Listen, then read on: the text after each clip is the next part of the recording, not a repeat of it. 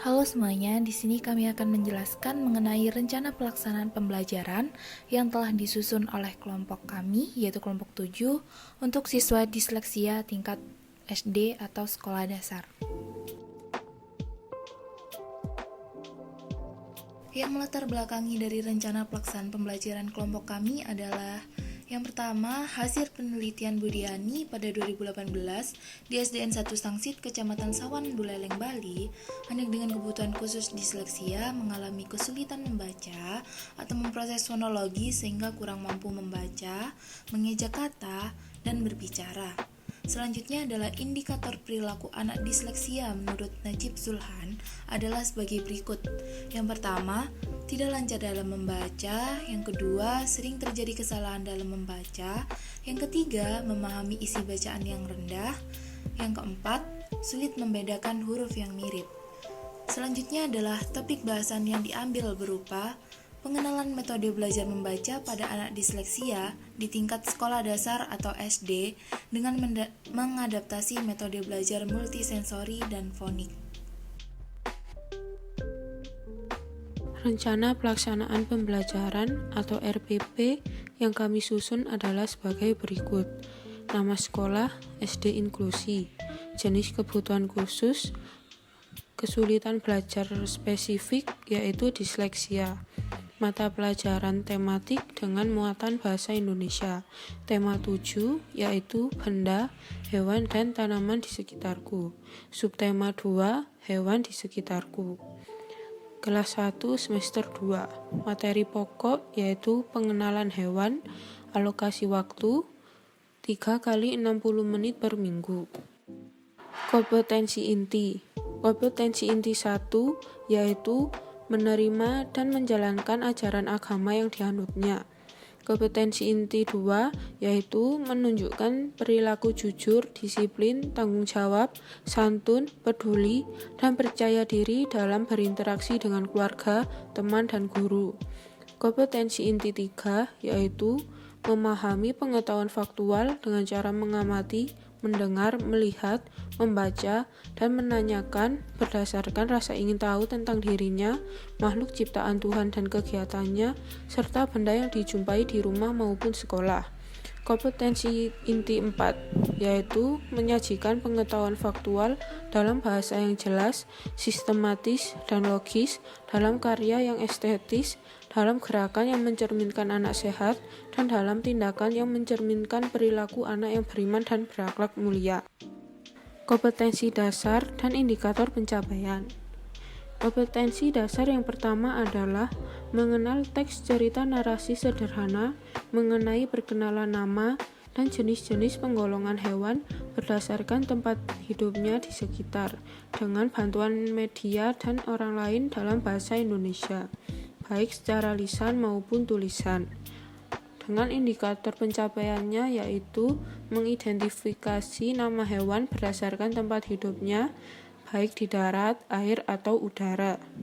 Kompetensi dasar yang kedua adalah memperagakan teks cerita narasi sederhana tentang pengenalan hewan di lingkungan sekitar secara mandiri dalam bahasa Indonesia, baik secara lisan dan tulisan yang membantu penyajian.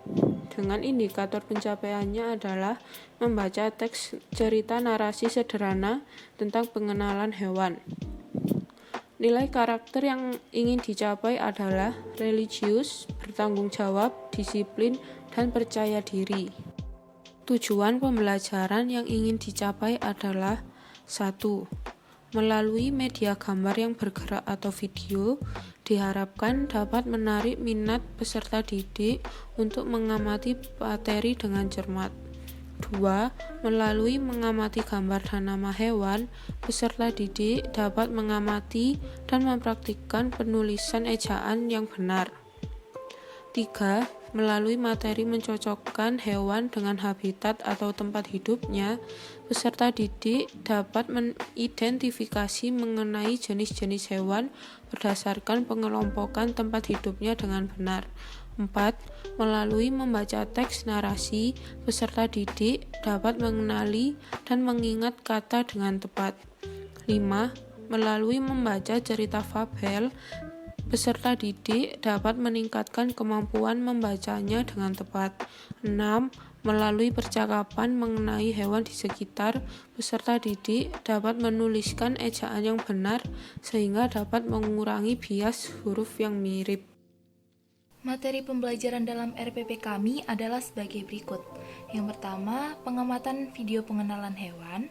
Yang kedua, pengamatan gambar hewan yang memiliki keterangan nama di bawahnya. Yang ketiga, mencocokkan gambar hewan sesuai tempat hidupnya. Yang keempat, membaca teks narasi yang berjudul Hewan Peliharaan Benny. Yang kelima, membaca cerita dari kumpulan buku fabel. Yang keenam, percakapan tentang hewan peliharaan atau hewan yang pernah dilihat di sekitar. Dan yang terakhir adalah menulis ejaan hewan dengan benar. Metode pembelajaran pada RPP kami menggunakan pendekatan saintifik, yaitu pendekatan yang menggunakan mengamati, menanya, mencoba, menalar, dan mengkomunikasikan. Sedangkan strategi yang digunakan adalah multisensori dan fonik. Pada multisensori memanfaatkan kemampuan visual atau penglihatan, auditori atau pendengaran, kinestetik, kesadaran pada gerak, serta taktil atau perabaan pada anak. Sedangkan strategi fonik memanfaatkan kemampuan auditori dan visual anak dengan cara menamai huruf sesuai dengan bunyinya. Sedangkan metode yang kami gunakan adalah melalui diskusi, tanya jawab, penugasan, praktik, dan ceramah. Media, alat bahan, dan sumber pembelajaran. Media yang dibutuhkan adalah 1. Video pembelajaran, 2. Gambar hewan, 3. Buku tematik kelas 1 semester 2 tema 7, 4. Buku cerita fabel. Alat dan bahan yang dibutuhkan 1. Laptop, 2. LCD proyektor, 3. Speaker, 4. Kertas, 5. Pulpen atau pensil, 6. Papan tulis, 7. Spidol, 8. Double tip atau perekat lainnya. Sumber pembelajaran didapatkan dari 1. YouTube, 2. Gambar hewan dari internet, 3. Buku tematik tema 7 untuk siswa, 4. Buku tematik tema 7 untuk guru. Kegiatan pembelajaran dan alokasi waktu. Kegiatan pendahuluan berlangsung selama 10 menit dengan susunan kegiatan sebagai berikut. 1.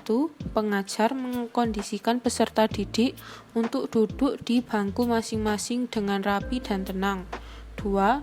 Peserta didik memberi salam kepada pengajar. 3. Pembelajaran dimulai dengan membaca doa sesuai dengan agama dan keyakinan masing-masing. 4. Pengajar bertanya mengenai kabar peserta didik. 5. Pengajar memeriksa kehadiran peserta didik di kelas. 6. Pengajar menjelaskan materi yang akan dipelajari. Selanjutnya adalah kegiatan inti dengan estimasi waktu 40 menit dengan susunan acara sebagai berikut. Peserta didik mendengarkan instruksi dari pengajar dengan baik. Selanjutnya, peserta didik melihat video tentang pengenalan hewan yang ada di sekitar. Kemudian, peserta didik memperhatikan macam-macam hewan yang hidup di air, darat, ataupun darat dan air. Kemudian, pengajar memberikan beberapa gambar hewan yang berisikan tulisan nama hewan tersebut dan sudah dipin kepada peserta didik. Kemudian, pengajar membuat tabel untuk mencocokkan gambar antara nama hewan dan tempat hidupnya pada papan tulis. Kemudian, peserta didik diminta untuk menempelkan gambar hewan yang sudah didapat pada papan tulis sesuai dengan tabel di mana tempat hidup hewan tersebut. Selanjutnya, yang terakhir adalah setelah mengamati video dan gambar serta mencocokkannya, peserta didik diminta untuk menyebutkan nama hewan apa saja dan hidupnya di mana. Dikarenakan estimasi waktu terlalu singkat, maka tidak memungkinkan semua materi dapat dilakukan pada satu kali pertemuan. Maka pada pertemuan-pertemuan selanjutnya, pengajar bisa memberikan beberapa materi sebagai berikut. Yang pertama, peserta didik membaca teks narasi tentang hewan peliharaan Benny. Yang kedua, peserta didik membaca cerita dari buku fabel. Dan yang ketiga adalah pengajar meminta peserta didik untuk menceritakan mengenai hewan peliharaan atau hewan yang ada di sekitarnya dan meminta untuk menuliskannya nama-nama hewan tersebut pada selembar kertas. Kegiatan penutup berlangsung selama 10 menit dengan susunan kegiatan sebagai berikut. 1. Peserta didik ditanya mengenai hal apa yang mereka dapatkan saat pembelajaran tadi. 2. Peserta didik dan pengajar menyimpulkan materi pembelajaran. 3. Pengajar mengingatkan peserta didik untuk selalu jujur, disiplin, dan bersyukur atas apapun hal yang telah diberikan oleh Tuhan. 4. Pengajar mengingatkan peserta didik untuk mengulang kembali materi yang telah dipelajari secara mandiri di rumah. 5. Pengajar mengajak semua peserta didik untuk berdoa menurut agama dan keyakinan masing-masing sebagai penutup pembelajaran. Penilaian hasil pembelajaran terdapat 2 poin, yaitu teknik penilaian serta instrumen dan rubrik penilaian.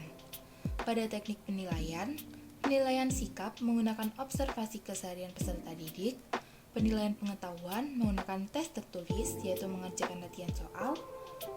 Pada penilaian keterampilan menggunakan tes lisan, yaitu membaca teks narasi yang berjudul Hewan Peliharaan Benny. Poin selanjutnya adalah instrumen dan rubrik penilaian. Yang pertama, penilaian sikap. Berikut adalah rubrik penilaiannya. Catatan untuk penilaian sikap adalah sebagai berikut.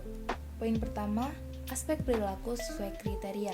100 sama dengan sangat baik, 80 sama dengan baik, 60 sama dengan cukup, 30 artinya kurang. Poin selanjutnya adalah skor maksimal.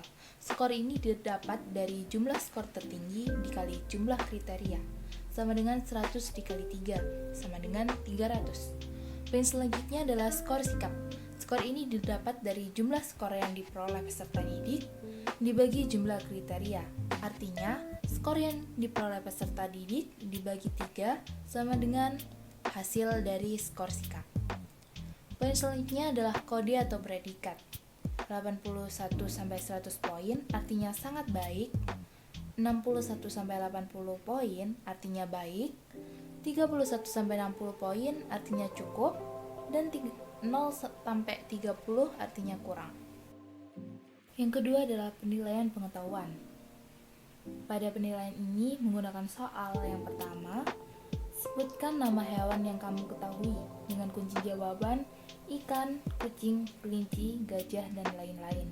Pada soal kedua, sebutkan 3 nama hewan yang hidup di darat dengan kunci jawaban jerapah, kambing, sapi, dan lain-lain. Catatan untuk penilaian pengetahuan ini adalah penilaian total sama dengan jumlah soal benar dikali 50.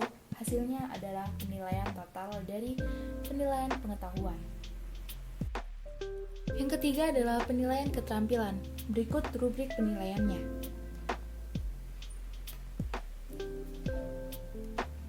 Catatan untuk penilaian keterampilan adalah sebagai berikut.